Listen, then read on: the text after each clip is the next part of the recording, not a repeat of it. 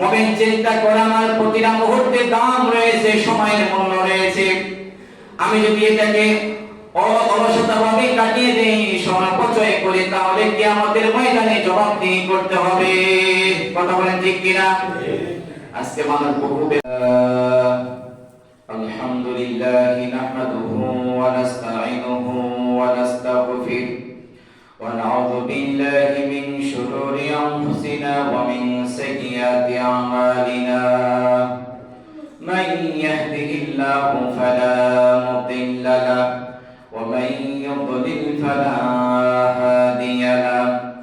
ওয়া নাশহাদু আন লা ইলাহা ইল্লাল্লাহু ওয়াহদাহু লা শারীকা লাহু ওয়া নাশহাদু আন্না সাইয়্যিদানা ওয়া মাওলানা মুহাম্মাদান আবদুহু ওয়া রাসূলুহু আল্লাযী আরসালাহু বিল হাক্কি বাশীরান ওয়া নাযীরান ওয়া দাঈয়ান ইলাল্লাহি বিইذনিহি ওয়া সিরাজান মুনীরা। فقد قال الله تعالى في كلامه المجيد وفي فرقانه الحميد. أعوذ بالله من الشيطان الرجيم. بسم الله الرحمن الرحيم. قد أفلح المؤمنون الذين هم في صلاتهم خاشعون والذين هم عن اللغو معرضون والذين هم للزكاة فاعلون والذين هم لفروجهم حافظون.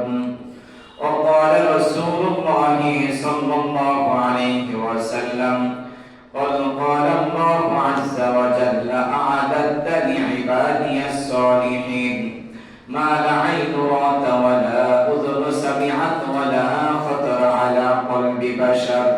وأقرأ إن شئتم فلا تعلم نفس ما أخفي لهم من قرة أعين جزاء بما كانوا يعلمون.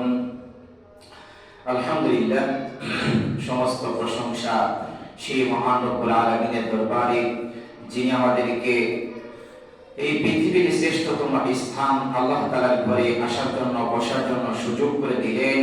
সেই মহান মনিবের দরবারে শুকর এবং সুজুদ পেশ করছি, সকলেই বলি আলহামদুলিল্লাহ।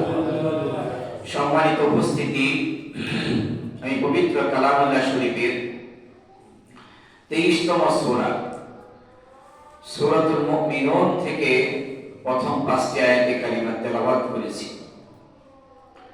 আল্লাহ চাহে তো এখান থেকে কথা বলবে ইনশাআল্লাহ। এই সূরা মুমিনুন এটা মক্কাতে নাযিল হয়েছে। কোথায়? মক্কাতে নাযিল হয়েছে। এর মধ্যে 118টি আয়াত রয়েছে, 6টি রুকু রয়েছে। এখানে মুমিনদের সফলতার কথা বলা হয়েছে, মুমিনদের 7টি গুণের কথা বলা হয়েছে। যারা এই 7টি গুণ অর্জন করবে তারা সফল কাম হয়েছে। কোরআনে কারীম এখান থেকে মানুষের হেদায়েতের জায়গা, মানুষের তার জীবন পরিবর্তনের জায়গা, মানুষ সংশোধন, পরিশুদ্ধ হবে, নিজেকে পরিশুদ্ধ করে নেওয়ার জায়গা হচ্ছে এটা। সম্মানিত উপস্থিতি, আমি সেই সূরা মুমিনুন থেকে কথা বলবো ইনশাআল্লাহ। এই সূরাটি যখন নাযিল হয়েছে, মক্কার অবস্থা খুবই লাজুক, কঠিন মুহূর্ত চলছে। কঠিন মুহূর্ত চলছে যখন হযরত বিলাল রাদিয়াল্লাহু তাআলা আনহুকে মরুভূমির মধ্যে শুয়ে পাথর চাপা দেওয়া হয়েছে। হযরত হযরত খাব্বাব রাদিয়াল্লাহু তাআলা মুখে পিটিয়ে অজ্ঞান করে তাকে আগুনের আংটার মধ্যে উপরে শুয়ে দেওয়া হয়েছে। আগুনের কড়াগুলো চামড়া ভেদ করে শরীরের ভিতরে ঢুকে যেত। শরীরের চামড়া ভেদ করে ঢোকার পরে রক্ত চর্বি গলে গলে যখন পড়তো ওই রক্ত চর্বিতে তার আগুনটা নিভে যেত। আমার ভাইরা, এই সূরা মুমিনুন মুমিনদের সফলতার কথা তখন নাযিল হয়েছে যখন হযরত সুমাইয়া রাদিয়াল্লাহু তাআলা আনহা তাকে আবু জেহেল তার লজ্জা স্থানে বলরাম আঘাত করে তাকে শহীদ করা হয়েছিল। নবীজিকে হত্যা করার ষড়যন্ত্র করা হয়েছিল। আর আল্লাহ তাআলা এদিকে বলছেন ক্বাদ আফলাহাল মুমিনুন, মুমিনগণ সফলকাম হয়েছে। তাহলে আমি যে ব্যাখ্যা দিলাম, যখন খুবাইব রাদিয়াল্লাহু তাআলার উপরে অত্যাচার চলছিল, হযরত আম্মার রাদিয়াল্লাহু তাআলার উপরে অত্যাচার চলছিল, এবং কি নবীজিকে যখন তারা বন্ধ করতে না পারলো দাওয়াতি কাজ, তারা পার্লামেন্টে সিদ্ধান্ত নিল আগামী দিন ভোরবেলা যখন মুহাম্মদ ঘুম থেকে উঠে মসজিদে রওনা করবে তখন তাকে 40 জন যুবককে সেট করা হলো, তাকে কবি ওখান থেকে দুনিয়া থেকে বিদায় করা হবে এমন সিদ্ধান্ত নেওয়া হলো। আগামী দিন ফজরের সময় যখন ভোরবেলা ঘুম থেকে উঠবে, তোমরা ঘরের চতুর্দিকে তোমরা দাঁড়িয়ে থাকবে লাঠি নিয়ে, অস্ত্রপাতি নিয়ে। বের হওয়ার সাথে সাথে তার উপরে তোমরা চরম ভাবে আঘাত করতে থাকবে। কি আঘাত করেছে, কারা ঘাতে হত্যা হয়েছে, মারা গেছে জানে কেউ টের না পায়। কিন্তু কথায় আছে রাখেন আল্লাহ, মারেন কে? কথাটা ঠিক কিনা? আল্লাহ বাঁচিয়ে দিয়েছেন। আল্লাহ জিবরাইলের মাধ্যমে জানিয়ে দেওয়া নবী আপনাকে, আপনি কি জানেন কি প্ল্যান পরিকল্পনা করে আবু জেহেল উতবা সাইবা আবু লাহাব তারা আপনাকে হত্যা করার জন্য। সুতরাং এমন মুহূর্ত যখন চলছিল তখন আল্লাহ পাক আয়াতে কারিমা নাযিল করে জানিয়ে দিলেন ক্বাদ আফলাহাল মুমিনুন, মুমিনগণ সফলকাম হয়েছে। তাহলে আমার কথার সাথে, আমার ব্যাখ্যার সাথে কোরআনের কথার সাথে মিল আছে নাই? কিন্তু সত্যকার কথা, আল্লাহ পাকের কথা সত্য। তিনি মুমিনদেরকে বলেছেন, এমন একটা ওয়ার্ড লাগিয়ে দিয়েছেন ক্বাদ আফলাহাল মুমিনুন, ক্বাদ আফলাহা, মুমিনরা সফল হইতেছে, সফল হবে বলে দেন আল্লাহ। আল্লাহ বলেন মুমিনগণ সফল কাম হয়ে গেছে, সফল হয়ে গেছে। সুবহানাল্লাহ বলেন। কোরআনে কারীম যখন তাওহীদের ওজন এটা যখন নাযিল হতো, বিশ্বনবীর শরীরে ঘাম ছুটে যেত। নবী যখন ঘোড়ার উপরে সওয়ার করতেন, কোরআনে কারীমের আয়াত যখন নাযিল হতো, ঘোড়া হাত দাঁড়িয়ে থাকতে ঠিক থাকতে পারতেন না, ঘোড়া মরুভূমির মধ্যে বসে পড়তেন। উটের উপর যখন নবী আরোহণ করতেন, এই কোরআনের আয়াত যখন নাযিল হতো তখন উট আর সামনে অগ্রসর হতে পারতেন না, উট তার মাথা মরুভূমির বালুর সাথে লাগিয়ে দিতেন। বিশ্বনবী একজন সাহাবী রানের পরে মাথা রেখে তিনি বিশ্রাম নিচ্ছিলেন। এমন সময় আয়াতে কারিমা নাযিল হলো, তখন সাহাবী বলতেছে যে আমার মনে হলো আমার রানের হাড় গুলো গুরু গুরু হয়ে যাবে, এত ওজন আমি অনুভব করতে পারলাম, আমি বুঝতে পারলাম নবীজির কাছে ওহী নাযিল হচ্ছে। সুবহানাল্লাহ। এই কোরআনে কারীম এটা ওয়েট অনেক বেশি। আমার বন্ধুগণ, সূরা যখন মুমিনুন নাযিল হলো, ওমর রাদিয়াল্লাহু তাআলা পাশে, ওমর রাদিয়াল্লাহু তাআলা তিনি দেখতে পেলেন মৌমাছিগুলো ভুন ভুন করে শব্দ করছে। শব্দের আওয়াজ যখন পেলেন, ওমর রাদিয়াল্লাহু তাআলা ওহী নাযিলের যতগুলো পন্থা পদ্ধতি রয়েছে, যে সমস্ত বিভিন্ন কায়দা কৌশলে আয়াত নাযিল হতো, ওমর রাদিয়াল্লাহু তাআলা বুঝতে পারলেন নবীজির কাছে ওহী চলে এসেছে। সুবহানাল্লাহ। নবীজি চুপ থাকলেন। পরে সাহাবীদের দিকে মুখ ঘুরিয়ে যখন বলতে লাগলেন ক্বাদ আফলাহাল মুমিনুন, নবী সাহাবীদেরকে বলো, সাহাবীরা শোনো, এই মুহূর্তে জিবরাইল আমিন আমার কাছে ওহী নিয়ে এসেছে, জানিয়ে দিয়েছে কদ আফলাহাল মুমিনুন, মুমিনগণ সফলতা অর্জন করেছে। সুবহানাল্লাহ। কিন্তু সফলতা রাজত্বের মধ্যে, ক্ষমতার মধ্যে, টাকা পয়সার মধ্যে। আমরা মনে করি সফলতা টাকা পয়সার মধ্যে। যার টাকা আছে সে মনে করে আমি সফল। কি বলেন? এরকম বলেন। 2-4 তলা বিল্ডিং করতে পারলে লোকজন আশপাশের বলে ওর দিকে এবার আল্লাহ তাকাইছে। কি করছে? আল্লাহ তাকাইছে। তাহলে এতদিন তাকাইছে আল্লাহ দেখেন, ওর দিকে এবার তাকাইছে। ও এবার চিন্তা করে আমি কিছুটা করতে পারছি, আমি সফল। যদি চেয়ারম্যান মেম্বার হতে পারে, ও চিন্তা চেতনার মধ্যে আসে যে এতদিন আমি কিছু করতে পারি না, এবার আমি সফল। কথা বলা ঠিক কিনা? কিন্তু সফলতা বিফলতা এখানে নয়। আমার ভাইরা, তাহলে ফেরাউন 400 বছর রাজত্ব করেছেন। ফেরাউনকে নীল দরিয়ার মধ্যে ডুবিয়ে হাবুডুবু খাইয়ে আল্লাহ মারিয়েছেন। এটা কি সফল নাকি? সফল। 400 বছর রাজত্ব করেছেন। নমরুদ, তাকে আল্লাহ জুতা পিটা করে দুনিয়া থেকে বিদায় করেছে। জুতা পিটা তাও অন্য দেশের মানুষ করে নাই, করছে তার নিজের কাছের মানুষ, তাদেরকে দিয়ে জুতা পিটিয়ে দুনিয়া থেকে বিদায় করলো। তাহলে ক্ষমতার মধ্যে সফলতা আছে নাকি? আমার বন্ধুগণ, আপনি কত উদাহরণ নেবেন? আবু জেহেল পুরা বিশ্বটাকে শাসন করত, কিন্তু পৃথিবীতে আজ পর্যন্ত দেখেন আবু জেহেল দুনিয়া থেকে বিদায় হওয়ার পরে আজ পর্যন্ত দুনিয়াতে কারো নাম আবু জেহেল রাখছে নাকি? আছে। আবু জেহেলের নাম শুনলে মানুষ ধিক্কার দেয়। তাহলে সফলতা কোথায়? টাকা পয়সা ক্ষমতার মধ্যে সফলতা নেই। আমার আপনাদের আমি ব্যাখ্যা দিলাম, ইয়াতে কালিমা যখন নাযিল হলো তখন মুসলমানের এমন অবস্থা, যারা যেখানে পাই সেখানে হত্যা করছে।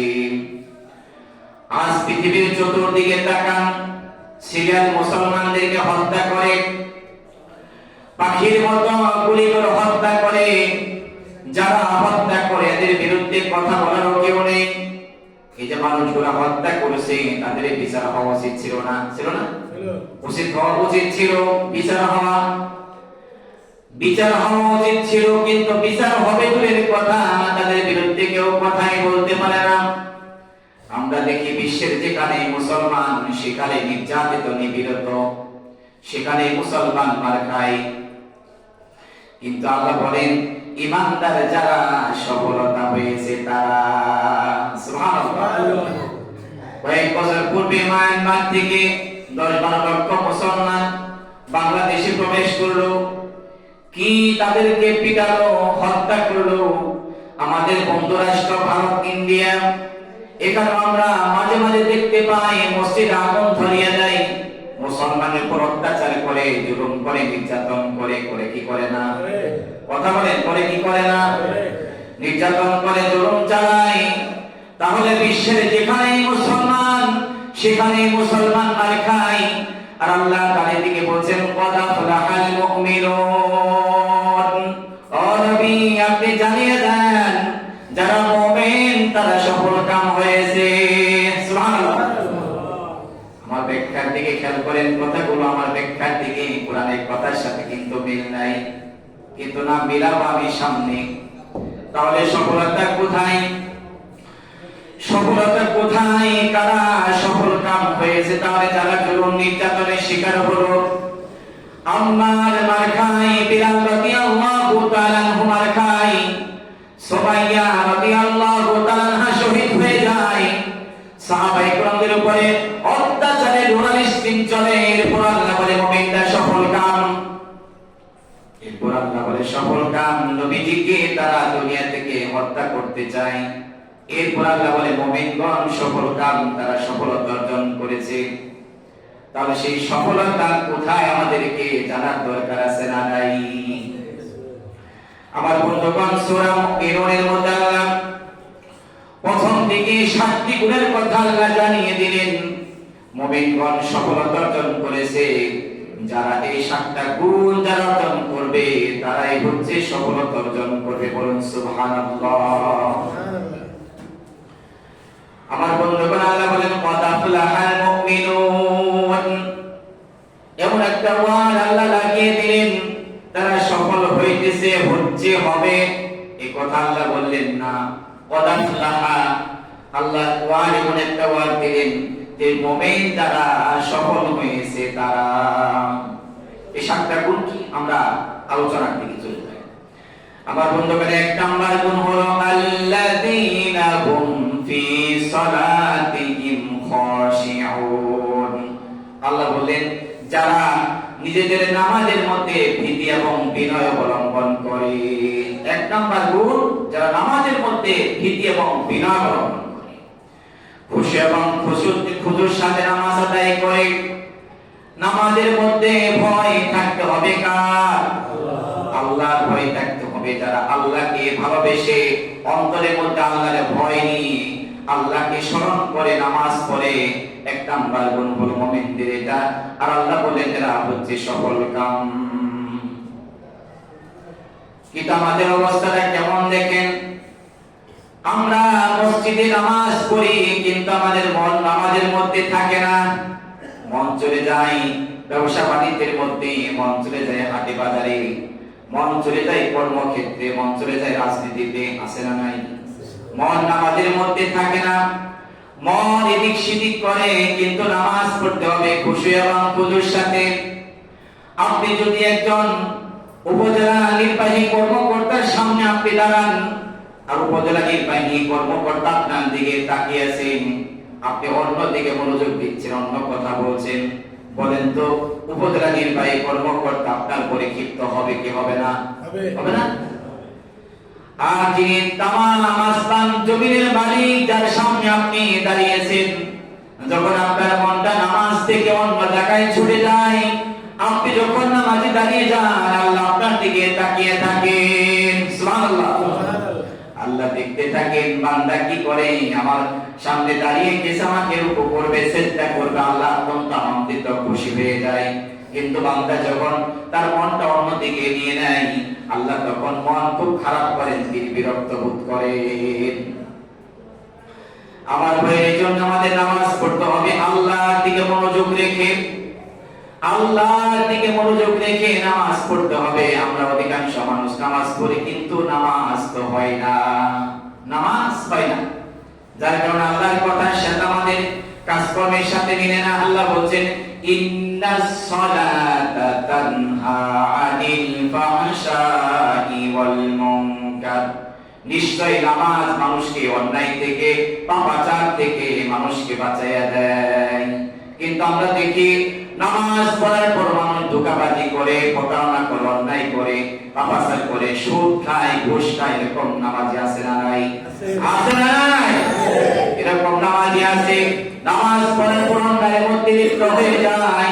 অথচ আল্লাহ বলেন ইন্নাস সালাতা, ইন্না নুনে তাকিদ লাগিয়েছেন, অবশ্যই নিশ্চয় নামাজ মানুষকে পাপাচার থেকে, অন্যায় থেকে বাঁচিয়ে দেয়। তাহলে আমার কথা আমার কাজের সাথে আল্লাহর কথার সাথে তো মিল থাকে না। শর্ত কাটটা বুঝেন না? মনে কথা শর্ত কাটটা আমার তো কাজের সাথে মিলে না। আল্লাহ বলেন পাপাচার থেকে বাঁচায়, আমি বাঁচতে পারি না। আমি নামাজ পড়ি পুরো অন্যায় থেকে বাঁচতে পারি না, কিন্তু আল্লাহ বলেন নামাজ মানুষকে অন্যায় থেকে বাঁচায়। আল্লাহর কথা বাস্তবায়ন হয় না। কারণটা কি? কারণ হচ্ছে আমি আপনি নামাজ পড়ি, সেই নামাজ আল্লাহ যেভাবে নামাজ পড়ার কথা বলছেন, খুশু খুজুর সাথে নামাজ আদায়ের কথা বলছেন, সেই নামাজ মুসলমানদের নামাজ হয় না। কথা বলে ঠিক কিনা? আমার বন্ধুগণ, এই জন্য আমরা যখন নামাজ পড়ি, বাহিরে একটি শব্দ হলে আমাদের কানে আগে কাজ করে, আমাদের মন নামাজের মধ্যে থাকে না। অথচ সাহাবায়ে কেরাম যখন নামাজ পড়তেন, হযরত আলী রাদিয়াল্লাহু তাআলা তার জীবনীতে দেখলাম, তার যুদ্ধের ময়দান থেকে তার পায়ের মধ্যে তীরের আঘাত, তীর বিঁধেছিল। সাহাবায়ে কেরাম তিনি খুলতে পারে না, খুলতে গেলে ব্যথা পায়, কান্না করে। নবীজি বলেন থামো, এভাবে খোলা যাবে না। আলীকে নামাজে দাঁড়াতে দাও। যখন নামাজে দাঁড়িয়ে যাবে একজন সাহাবীকে দায়িত্ব দেওয়া হলো, যখন আলী নিয়ত বাঁধবে নামাজ আদায় করবে, তুমি দিকটা পিছন দিক থেকে টানতে খুলে ফেলবা। আল্লাহু আকবার। ঠিক তেমনি ভাবে দেখা গেল আলী রাদিয়াল্লাহু তাআলা যখন তাকবীরে আল্লাহু আকবার হাত বাঁধলেন, আল্লাহর সামনে রুজু হয়ে গেলেন, নামাজ আদায় করেছেন। সাহাবী টানতে তীর খসিয়ে ফেলা হয়েছে। নামাজের পরে দেখলেন আরে আমার পায়ে তীর নাই, তীর গেল কোথায়? কিন্তু টের পান নাই তিনি। কি মনোযোগ ছিল নামাজের মধ্যে। আল্লাহর প্রেম ভালোবাসা, এই যে আল্লাহর প্রেম ভালোবাসা, আমি আর সবচেয়ে বড় মালিক যিনি, তামাম পৃথিবীর মালিক যিনি, তাকে আমি তার সামনে আমি দাঁড়িয়েছি। আমার দুনিয়ার কোনো জ্ঞান ধারণা চিন্তা চেতনা থাকবে না। আমি আল্লাহর সাথে দিদার করছি, সাক্ষাৎ করছি। এই নামাজ আমার জীবনের শেষ নামাজ হয়ে যেতে পারে, পারে কি পারে না? আমার বন্ধুগণ, আপনার নামাজ এসেছেন, আজকে এখান থেকে বাড়ি ফিরতে পারবেন এরকম কোনো গ্যারান্টি আছে নাকি? আছে? কোনো গ্যারান্টি নেই। তাহলে আপনি কেন চিন্তা করেন না যে আমি এই নামাজ আমি রুকু দিচ্ছি, এই রুকু আমার জীবনের শেষ রুকু হয়ে যেতে পারে। আমি আজকে সিজদা দিচ্ছি আল্লাহকে, এটা জীবনের শেষ সিজদা। আপনাকে যদি জানিয়ে দেওয়া হলো 3 ঘন্টা আগে আপনার 3 ঘন্টা পরে মৃত্যু হবে, আপনি তাহলে কি নামাজ পড়তেন? একবার চিন্তা করুন। আপনি ভালো করে মত পবিত্র হয়ে ওযু গোসল করে আপনি এমন সিজদা দিতেন, কান্না করতেন। ওই নামাজের সাথে কান্নার সাথে জীবনের কোনো নামাজের কান্নার কোনো মিল হতো না। কথা বলা ঠিক কিনা? কিন্তু আমরা যদি এটা মনে করি আমার জীবনে এটাই শেষ নামাজ, আমি আল্লাহকে এমন ভাবে সিজদা দেই, আল্লাহকে যখন যদি আপনি এমন ভাবে সিজদা দেন, আল্লাহ ডাক আর স্বাধীন থেকে আল্লাহ শুনতে পায়। সুবহানাল্লাহ। কিন্তু আমরা নামাজ পড়ে, আমাদের নামাজগুলো এমন হয় ঝুটিকার তালে চলছে।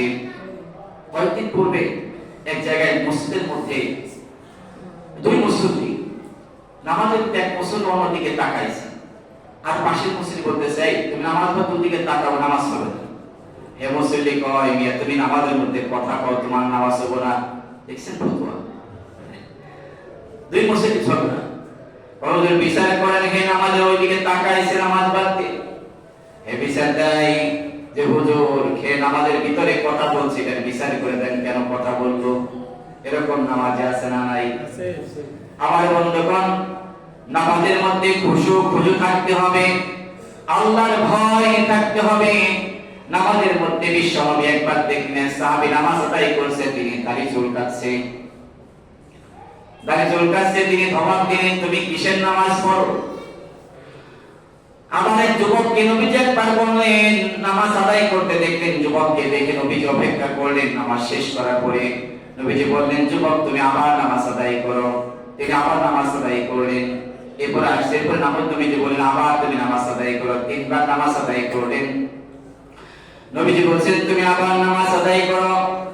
যুবক এবার কেঁদে দিয়েছে, ইয়া রাসূলুল্লাহ, ইয়া হাবিবাল্লাহ, আমি এর চেয়ে ভালো নামাজ পড়তে পারি না, আমাকে নামাজ শিখিয়ে দেন। আমরা 50-60 বছর ধরে নামাজ পড়ি, সূরা ফাতিহা শুদ্ধ হয় না, দোয়া কোন জানি না, দোয়া মা সূরা জানি না। কি নামাজ আমরা পড়ি, কি নামাজি, কি মুসল্লি আমরা? আল্লাহর ভালোবাসা কিভাবে তৈরি হবে, আল্লাহর প্রেম কিভাবে জাগ্রত হবে অন্তরের মধ্যে? আপনি সেই আন্তরিক মহব্বত ভালোবাসা নিয়ে যদি নামাজ আদায় করতে না পারেন, তাহলে আপনি কোনোদিন আমাদের মধ্যে তৃপ্তি শান্তি পাবেন না। সাহাবায়ে কেরাম নামাজ আদায় করতে, হযরত হুযায়ফা রাদিয়াল্লাহু তাআলা তিনি একবার ইয়ামান সফর করছিলেন, দেখলেন একজন বান্দা নামাজ আদায় করেছে। হুযায়ফা অপেক্ষা করলেন, নামাজ শেষ হলো। হুযায়ফা রাদিয়াল্লাহু তাআলা বলছে, তুমি আমাকে চিনো? বলেন, আমি তো চিনি না। বলছে, আল্লাহর সাহাবী শোনো, আমি আল্লাহর নবীর সাহাবী হযরত হুযায়ফা রাদিয়াল্লাহু তাআলা, আমি নবীজিকে যেভাবে নামাজ আদায় করতে দেখেছি, তোমার একটা নামাজ তো হলো না। জিজ্ঞেস করছে, তুমি কতদিন যাবত নামাজ পড়ো? বান্দা বলছে, আমি 40 বছর যাবত এইভাবে নামাজ আদায় করি। আল্লাহ নবীর সাহাবী হযরত হুযায়ফা রাদিয়াল্লাহু তাআলা বললেন, ওগো আল্লাহর বান্দা, নবীজি যেভাবে নামাজের কথা বলেছেন, আল্লাহর কসম একটা নামাজও তোমার 40 বছরের মধ্যে হয় নাই। এরকম নামাজ আছে না? নামাজ। তাহলে সফলতা কোথায়? খেয়াল করবেন কথা আমার মনোযোগ দিয়ে। আল্লাহ বলেন আল্লাযীনা হুম ফি সালাতিহিম খাশিউন, যারা নামাজে নিজেদের নামাজের মধ্যে ভীতি এবং বিনয় অবলম্বন করে। তাহলে নামাজের মধ্যে যদি ভীতি বিনয় অবলম্বন না থাকে, আল্লাহর ভালোবাসা না থাকে, এই নামাজ দিয়ে কখনো সফলতা অর্জন করা যাবে না। যাবে? যাবে। একজন আল্লাহ কুলির ঘটনা থেকে আপনাদেরকে শিক্ষা দেন। একবার হযরত জুনায়েদ বাগদাদী রাহমাতুল্লাহি আলাইহি তিনি সফর করছেন বনের ভিতর দিয়ে। বনের ভিতরে যাওয়ার পরে আসরের নামাজের আযান হয়ে গেল। তার সফর সঙ্গী একজন আছেন, বললেন যে নামাজের তো সময় হয়ে গেছে, নামাজ আদায় করতে হবে। জুনায়েদ বাগদাদী রাহমাতুল্লাহি আলাইহি তিনি চিন্তা করলেন, জীবনে কোনদিন জামাত লঙ্ঘন করি না, জামাত ছাড়া নামাজ আদায় করি না। দুইজনের জামাত হবে তবে পূর্ণ হবে না জামাত। জামাত পূর্ণ করতে গেলে কমপক্ষে 3 জন লোক লাগে। তিনি বললেন একটু সামনে যেয়ে দেখি কোন লোকজন পাওয়া যায় কিনা। সামনের দিকে অগ্রসর হলেন, দেখতে পেলেন একজন কাঠুরি বাগানের ভিতরে বনের ভিতরে কাঠ কাটতেছে। জুনায়েদ বাগদাদী তার সফর সঙ্গীকে বললেন, ওনাকে যা বলো নামাজ পড়বে কিনা একটু দেখো তো, বুঝে নামাজ পড়ানো যায় কিনা। তিনি বলছেন, ভাইজান আমরা দুইজন সফর করছি, আসরের নামাজের আযান হয়ে গেছে, নামাজের ওয়াক্ত শেষের দিকে প্রায়। দুইজনে জামাত পূর্ণ হয় না, আপনি নামাজের সাথে জামাতে শামিল হতেন, তাহলে হুজুর জামাতের সাথে নামাজ আদায় করতে পারতেন। কাফিরা বলতেছে, আমি তো অপেক্ষায় আছি, আমি একা আমার জামাত পূর্ণ করতে পারি না। লোকজন যদি পেতাম তাহলে জামাত পূর্ণ করতে পারতাম। সুবহানাল্লাহ বলবেন না? দেখেন কাঠুরিয়া কেমন কাঠুরিয়া, তিনি কাঠ কাটে। ওই কাঠুরিয়া যখন এই কথা বললেন, তখন 3 জন তার একত্রিত হয়ে জামাতে নামাজ আদায় করবে। জুনায়েদ বাগদাদী বলছে, কাঠুরিয়া তাহলে ওযু করে আসো। কাঠুরিয়া বলে, হুজুর আমার তো ওযু আছে। সুবহানাল্লাহ বলবেন না? আমার ওযু আছে, জামাতে দাঁড়িয়ে যান। জুনায়েদ বাগদাদী এবার বলে, কাঠুরিয়া তুমি নামাজ পড়াও, কারণ আমি মুসাফির, তুমি হচ্ছে মুকিম, তোমার হক বেশি। কাঠুরিয়া বলে, হুজুর আপনাকে রেখে পিছনে কিভাবে আমি নামাজ পড়াই? না সমস্যা নাই, আমি মুসাফির আর তুমি মুকিম, তোমার পিছনে নামাজ পড়লে আমি পূর্ণ জামাতটা আমি পূর্ণ করতে পারি। কাঠুরিয়া নামাজে দাঁড়িয়ে গেল। আসলে নামাজ কয় রাকাত? কথা বলেন না কেন? কয় রাকাত? সব ভুলে গেছেন না কেন? 4 রাকাত। এই কথা বলতে পারেন না কেন? কথা বলতে শিখদের মতো মুসলমানের সাথে কথা মুখে জবান দিয়ে বের হয় না আপনাদের। আসলে নামাজ কয় রাকাত? 4 রাকাত নামাজ কাঠুরিয়া জামাতে দাঁড়িয়ে গেল। জুনায়েদ বাগদাদী তার সফর সঙ্গী নিয়ে পিছনে মুক্তাদি মুসল্লি হিসাবে নামাজ আদায় করে। বলেন তো আসরের নামাজ 4 রাকাত নামাজ পড়তে কয় মিনিট সময় লাগে? খুব বেশি হলে 8 থেকে 10 মিনিট সময় লাগবে, নাকি বলেন? এর বেশি সময় লাগার কথা না। কিন্তু আসরের নামাজ 4 রাকাত নামাজ শেষ করতে সময় লেগে গেল প্রায় আধা ঘন্টার মতো। নামাজ শেষ করে জুনায়েদ বাগদাদী চিন্তা করতেছেন আমাদের মধ্যে আসরের নামাজ সময় লাগবে মাত্র 8 থেকে 10 মিনিট সময়, কিন্তু এত সময় লাগলো কারণটা কি? আমি নামাজ লম্বা করি কিন্তু এত লম্বা নামাজ তো কখনো দেখি না। যারা লম্বা নামাজ, যারা আল্লাহর প্রতি প্রেম ভালোবাসা বেশি, নামাজ যত লম্বা পায়, রুকু সিজদা যত লম্বা পায়, তারা তত তৃপ্তি পায়। রুকু সিজদা গুলো যত লম্বা হচ্ছে, জুনায়েদ বাগদাদী তার মনের মধ্যে তত শান্তি পাচ্ছে, তৃপ্তি পাচ্ছে।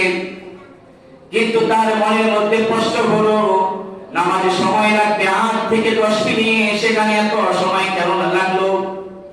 জুনায়েদ বাগদাদী নামাজ শেষ করে কাঠুরিয়াকে প্রশ্ন করলো, কাঠুরিয়া এত লম্বা নামাজ এত দীর্ঘ সময় লাগলো কেন 4 রাকাত নামাজ পড়াতে? কাঠুরিয়া বলে, আসলে তো অন্য দিন এত সময় লাগে না, আমার তো 8 থেকে 10 মিনিট সময় লাগে, কিন্তু আজকে তো লম্বা নামাজ আমি লম্বা করি নাই, আমাকে লম্বা করানো হয়েছে। করেছে? লম্বা করানো হয়েছে। এখন জুনায়েদ বাগদাদীর মনের মধ্যে প্রশ্ন ছিল একটা, এখন আরেকটা প্রশ্নের উদ্ভাবন হয়ে গেল, বলো না? জুনায়েদ বাগদাদি কয় কাঠুরিয়া, আমি তো চেয়েছিলাম একটা মাত্র প্রশ্ন করব, তোমাকে কে লম্বা নামাজ লম্বা করালো আমাকে বলো। কাঠুরিয়া বলে, হুজুর মাফ করবেন, আমার সময় নাই, আমি কাঠ কাটবো, এই কাঠ কেটে নিয়ে আমি বোঝা বহন করে নিয়ে বাজারে বিক্রি করব, বিক্রি করে তাহলে চাল ডাল কিনে নিয়ে বাসায় যাব, রান্না করবে, তারপর আমার বাচ্চা কাচ্চারা খাবে, আমাকে তো বিরক্ত করেন না, আমাকে ছেড়ে দেন। কাঠুরিয়া চলতেছে, চলে গেল বনের ভিতরে। কিন্তু জুনায়েদ বাগদাদি আল্লাহওয়ালা, তার মনের মধ্যে প্রশ্ন যে কে নামাজ লম্বা করার, এটা আমাকে জানতেই হবে। তিনি কাঠুরিয়ার পিছনে পিছনে ছুটে চললেন। ও কাঠুরিয়া, আমাকে একটি প্রশ্নের জবাব দাও, আমি আর বিরক্ত করব না, তোমাকে এত লম্বা নামাজটা কে লম্বা করালো? জুনায়েদ বাগদাদি পিছনে পিছনে কাঠুরিয়ার যায়। এবার জুনায়েদ বাগদাদি যখন পিছনে যায়, কাঠুরিয়া বনের মধ্যে লম্বা, যখন বন জঙ্গলে কাঠ কাটতে থাকে, এবার স্বভাব দেয় যে আমি তো প্রতিদিন নামাজ পড়ি, এত লম্বা হয় না, আমি যখন প্রতিদিন নামাজে দাঁড়িয়ে যাই, আল্লাহু আকবার, আল্লাহর সামনে রুজু হয়ে যাই, আমি যখন বলি আলহামদুলিল্লাহি রাব্বিল আলামিন, আমি যখন আয়াতে কারিমা তেলাওয়াত করি, পড়ার সাথে সাথে আল্লাহর পক্ষ থেকে কথার জবাব এসে যায়, সুবহানাল্লাহ। আজকে পড়তেছিলাম আলহামদুলিল্লাহি রাব্বিল আলামিন, কিন্তু জবাব আসলো না। একবার পড়লাম, জবাব নেই, দুইবার তিনবার জবাব আসে না, একবার বারবার পড়ার পরে এটার জবাব আসতে দেরি হয়েছে। কিন্তু অন্যদিন তো দেরি হয় না, নামাজের ভিতরে একবার বারবার তেলাওয়াত করা যায় আছে, এজন্য নামাজটা লম্বা হয়ে গেল। জুনায়েদ বাগদাদি তিনি জিভ খেয়ে গেলেন, আশ্চর্য ব্যবহার, আমি নামাজ পড়ে আমার কথার জবাব তো আমরা দেই না, কাঠুরিয়া সে কি নামাজ পড়ে তার কথার জবাব আল্লাহ দেয়। আজকে আমি পিছনে দাঁড়িয়েছি জন্য মনে হয় কাঠুরিয়ার এই প্রশ্নের জবাব আল্লাহ দিতে দেরি করেছে। আমার বন্ধুগণ, কি নামাজ তারা আদায় করতেন? যখন নামাজের মধ্যে দাঁড়িয়ে গেতেন, দুনিয়ার কোনো চিন্তা চেতনা তাদের মাঝে থাকতো না, দুনিয়ার কোনো কিছুই মাথার মধ্যে থাকতো না, এক আল্লাহর ভয় থাকতো, নামাজের মধ্যে খুশু থাকতো। নামাজের মধ্যে যখন তার রুকু সিজদায় চলে গেতেন, আল্লাহর প্রেম ভালোবাসায় মুক্ত হয়ে গেতেন। আজকে আমরা নামাজ পড়ি 70 বছর, কিন্তু নামাজের মধ্যে কোনো স্বাদই পাই না, কথা বলেন ঠিক কিনা? স্বাদই পাই না নামাজের মধ্যে। আপনারা নামাজ পড়তেন, তীর ধরে ফেলতেন, কখন কি হয়ে গেল দুনিয়ার কোনো কিছুই টের পেতেন না। আর এখন যদি নামাজ আমরা দাঁড়াই, পাশে যদি একটা ফুটটা ফুটে, মুসল্লি মসজিদ থেকে দৌড়তে সব বের হয়ে যাবে, কথা বলেন ঠিক কিনা? বের হবে না? মনে করেন বোমা আছে, তাড়াতাড়ি জান নিয়ে বের হয়ে দৌড়তে, এই অবস্থা। তারা নামাজ পড়তো, দুনিয়াতে কি হয়েছে, কিয়ামত হয়ে গেল, তারা বুঝতে পারতো না। এমন নামাজ আদায় তারা আদায় করেছে। আল্লাহ বলছেন, ক্বাদ আফলাহাল মুমিনুন, মুমিনগণ সফল কাম হয়েছে। তাই নাম্বার গুণ হলো খুশু খুদুর সাথে, আল্লাহর ভয় ভীতির সাথে যারা নামাজ আদায় করে। 7টা গুণে একটা গুণ হলো খুশু খুদুর সাথে নামাজ আদায় করা। কার কথা? অনেক কথা ভাইয়ের আমার, নামাজের একটা শিক্ষার কথা বলে আমি শেষ করি নামাজের পয়েন্টটা। অনেক কথা বলতে গেলে এক পয়েন্টের পরে অনেক কথা চলে যাবে। আমার ভাইরা দেখেন, আমরা নামাজ আদায় করি, নামাজের মধ্যে রাজা প্রজা ধনী গরিব সবাই একসাথে সারিবদ্ধভাবে নামাজ আদায় করা হয়। নামাজের একটা শিক্ষা হলো, খেয়াল করেন, আপনি নামাজে দাঁড়িয়েছেন, থানার ওসি সাহেব আপনার পাশে দাঁড়িয়ে গেল, আপনি খেয়াল করেন নাই তার এই কেমনটা যাপটা তার শরীরে লেগে গেল। নামাজ শেষ করে ওসির ক্ষমতা আছে বলার বেটা কিয়ামত করে ফেলুন, বলতে পারবে? কথা বলতে পারবে? এমপি মহোদয় যদি নামাজের মধ্যে আসেন, তার পাশে রিস্কাওয়ালা রিস্কা রেখে তাড়াহুড়া করে যদি নামাজে চলে এসেছেন, তাড়াহুড়া করে আসতে গেলে তাড়াহুড়া কাজের মধ্যে ভুল হয় কি হয় না? ভুল হয়ে যায়। রিস্কাওয়ালা এসে যখন নামাজ দাঁড়িয়েছেন, তার শরীরে ধাক্কা লেগে গেছে পেশাবের গায়ের মধ্যে।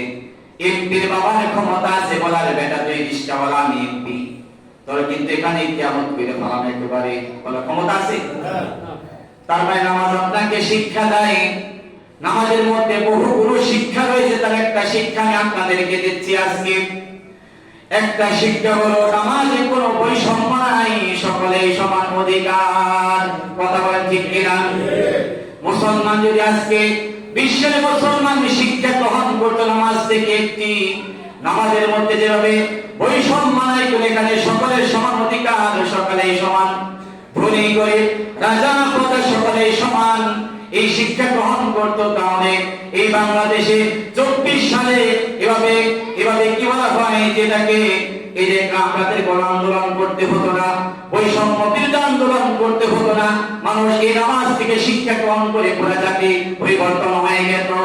কথা বলেন ঠিক কিনা? আজকে বৈষম্য, কিন্তু এখান থেকে নামাজ পড়ে আমরা কিন্তু শিক্ষা গ্রহণ করি না। তাহলে আপনি চিন্তা করেন, নামাজের মধ্যে কোনো বৈষম্য নাই, সকলেই সমান, কিন্তু মসজিদ থেকে বের হয়ে গেলে কে টাকাওয়ালা কে ক্ষমতাওয়ালা সবার আগে দেখা হয়। কথা বলেন ঠিক কিনা? নামাজ থেকে মুসলমান যদি শিক্ষা গ্রহণ করতো, তাহলে এভাবে বৈষম্য আন্দোলনের কোনো প্রয়োজন হতো না। কথা বলেন ঠিক কিনা? আমাদেরকে শিক্ষা গ্রহণ করতে হবে। এই নামাজের মধ্যে অনেকগুলো শিক্ষা রয়েছে। এক নামাজ থেকে যদি মুসলমান শিক্ষা গ্রহণ করতো, ওরা মুসলমান জাতি এক নামাজ থেকে শিক্ষা গ্রহণ করে তাদের জীবন পরিবর্তন হয়ে যেত। কিন্তু নামাজ আমরা পড়ি, কিন্তু নামাজের শিক্ষা গ্রহণ করি না। আর নামাজ আমরা যা পড়ি, বুঝিও না, জানিও না, এই নামাজ আমাদের কোনো ফায়দা দেয় না, আমাদের অন্যায় থেকে বা পাচার থেকে বাঁচায় না। একটা পয়েন্টে বলতে গেলে অনেক সময় চলে গেল, তাই শর্টকাটে আরেকটা পয়েন্ট বলছি। তারপরে 2 নম্বর আয়াত হচ্ছে ওয়াল্লাযীনা হুম আনিল লাগবি মুরিদুন। আল্লাহ বলেন 2 নাম্বার গুণ হলো মুমিনদের, তারা অনর্থক বেহুদা কথাবার্তা থেকে দূরে থাকবে। অনর্থক বেহুদা কথাবার্তা, যেগুলো আপনার কোনো কল্যাণে আসবে না, দুনিয়াতে কোনো কাজে আসবে না, আখিরাতেও কোনো কাজে আসবে না, এরকম অন্যায় কথাগুলো অনর্থক বেহুদা কথাবার্তা মানুষ বলে কি বলে না? বলে কি বলে? বলে।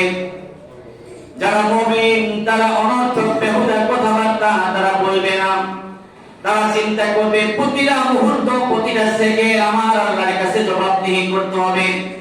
আমার প্রত্যেকটা কথা, আমার প্রত্যেকটা কাজ, প্রতিটা মুহূর্ত আল্লাহ রেকর্ড করে রাখতেছেন। আল্লাহ বলেন মা ইয়ালফিযু মিন কাওলিন ইল্লা লাদাইহি রাকীবুন আতীদ। মানুষের এমন কোন কথা নয়, কাজ নয়, যেটা ফেরেশতা রেকর্ড করে রাখে না। মুমিন চিন্তা করে আমার প্রতিটা মুহূর্তে দাম রয়েছে, সময়ের মূল্য রয়েছে। আমি যদি এটাকে অলসতাভাবে কাটিয়ে দেই, সময় অপচয় করি, তাহলে কিয়ামতের ময়দানে জবাবদিহি করতে হবে। কথা বলেন ঠিক কিনা? আজকে মানুষ বহু বেহুদা কথাবার্তা বলে, যেগুলো কোনো আমাদের কাছেই লাগবে না। বেহুদা কথা শুনে বলে, কাজকর্মগুলো করে বেহুদা কাজ, গান বাজনা করে, এই গান বাজনা শুনে গায়। বলেন তো গান বাজনা দুনিয়াতে কোনো উপকার আসবে? আসবে? পরকালে কোনো উপকার আসবে? কথা বলেন না কেন আপনারা? মনে হয় না আপনাদের কোনো কল্যাণে আসে? গান বাজনা করলে মানে আপনাদের বাড়ি 10 তলা 20 তলা হয়ে যায়, নাকি বলেন? বক্স বাজাতে পারলে 20 তলা বিল্ডিং হয়ে যায়। যদি খালি 2-3 তলা বক্স বাজাতে পারেন, তাহলে প্রাইভেট কার কিনতে পারেন নাকি? তাহলে কথা বলেন না কেন? এটা অনর্থক কথা না? অনর্থক কাজ, বেহুদা কাজকর্ম এগুলো। মানুষ এগুলোর মধ্যে ঘন্টার পর ঘন্টা, দিনের পর দিন কাটিয়ে দেয়। গান বাজনা বাদ্যযন্ত্রতে মানুষের ক্ষতি করা হয়, জাতির কল্যাণ করা হয়, ক্ষতি করা হয়। অথচ আল্লাহ কোরআনে কারিমের মধ্যে গান বাজনাকে হারাম করে দিয়েছে। কথা বলেন ঠিক কিনা? আমার বন্ধুগণ, এই অনর্থক বেহুদা কথাবার্তা থেকে বিরত থাকতে হবে। যারা মুমিন তারা এই সমস্ত কাজ কর্ম থেকে, অনর্থক কথা বার্তা থেকে বিরত থাকে।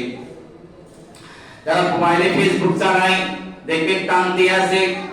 ফেসবুকের মধ্যে যদি একটা ফিতা লাগিয়ে দেওয়া হতো, তাহলে দেখা যেত কারো এই ফিতার সীমানা ঢাকা পর্যন্ত, কারো বাংলাদেশের সেই বর্ডার পর্যন্ত, কারো বাংলাদেশ সীমানা ছেড়ে মহাসাংক্রান্তিক মহাসাগর পাড়ি দিয়ে চলে যেত, কিন্তু ফিতা শেষ হতো না। কথা বলে ঠিক কিনা? এটা কোনো উপকার করে? টাকা আসে? কোনো উপকার আসে না। আপনার মানুষ অনেক আজে বাজে কথা বলে, চা হোস্টেলে বসে পর ঘন্টার পর ঘন্টা আলোচনা করে, যার মধ্যে কিবত পরচর্চা পরদিন রয়েছে, গুনাহ হয়, কোনো উপকার আসে না। খালাতো ভাই, মামাতো ভাই, খালাতো বোন, মামাতো বোন, এরকম আছে না নাই? বিয়ান পাইলে তাদের সাথে সুযোগ পাইলে গল্প বোঝা শুরু করে দেয় ঘন্টার পর ঘন্টা। আপনি কথা বলবেন যতক্ষণ, গুনাহ হবে ততক্ষণ। এই যে অনর্থক বেহুদা কথাবার্তা কাজকর্মগুলো করেন, এটা মুমিনদের কাজ নয়। মুমিনটা এটা করে না, মুমিনটা সুযোগ পেলে সেজদা দেয় কাকে? মুমিন যখন সুযোগ পায়, সময় পায়, তখন মুমিন ডাকে কাকে? আল্লাহকে ডাকে। মুমিনটা সব সময় আল্লাহকে সব সময় ডাকতে থাকে।